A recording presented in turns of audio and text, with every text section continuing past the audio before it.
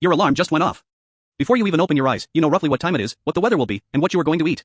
The morning is solved before it starts. 50,000 years ago, when the first light touched the Savanna, our ancestors woke up to a completely different situation. No alarm. No map. No plan. Just a fading fire, a dark landscape, and everything in the world trying to kill them.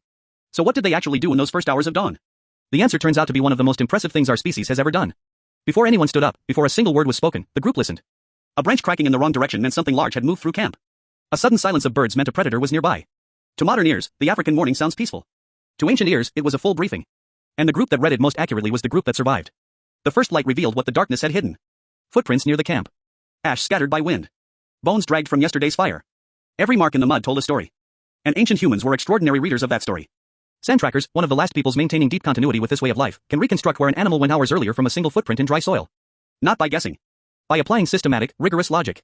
Hypothesis. Evidence. Prediction. These were scientists running experiments every morning, long before the word science existed. But here is where it gets fascinating. Because the very first task of every dawn was not tracking. Not food. Not water. It was the fire. If the embers were still alive, the group had something irreplaceable. Not just warmth. Not just light. Something that made us human in the most literal sense. Primatologist Richard Wrangham at Harvard has argued that cooking over fire is not a luxury our ancestors developed. It is what allowed our brains to grow to their current size. Raw food takes enormous digestive energy to process. Cooked food delivers far more usable calories. Without cooking, the human brain, which burns 20% of our total energy on just 2% of our body weight, could never have grown large enough to do what it does. So when someone crouched over the cooling embers, feeding them dry grass, blowing carefully until the glow came back, they were performing an act that had shaped our species for nearly 2 million years. Some groups carried embers wrapped in bark when they moved, protecting them like treasure. Because losing the fire was not an inconvenience. It was a crisis. That alone would be remarkable. But what happened next changes how you think about human intelligence entirely. As the light strengthened, the morning became a distributed intelligence system that no single brain could have operated alone. Think about what each person carries. An elder who remembers where water was found after the last severe dry season. A tracker who followed antelope prints to a waterhole yesterday and knows how fresh they were. A woman who has been watching a slope for 2 weeks and knows the berries there will be ready in 2 more days. A teenager who noticed vultures circling to the southwest in the late afternoon, which means something large died there, which means lions, which means that direction is dangerous today. No meeting was called. There was no agenda. But in the exchange of glances, gestures, and words in the early light, the group assembled a picture of the landscape that no single person could have held alone. Anthropologist Joseph Henrich calls this collective intelligence. He argues it is the defining feature of our species. Not individual brilliance. Our ability to pool knowledge across minds and act on it together. A single Homo sapiens alone in the wild is not especially impressive. A band of 30, sharing decades of accumulated knowledge about a specific landscape, is one of the most capable survival systems evolution has ever produced. And that is not even the most surprising part. Because the morning was not only logistics. At some point in those first hours, between the fire and the first movement of the day, something else happened. Evidence from both the archaeological record and from living hunter-gatherer communities shows that ancient mornings included something harder to name. Teaching.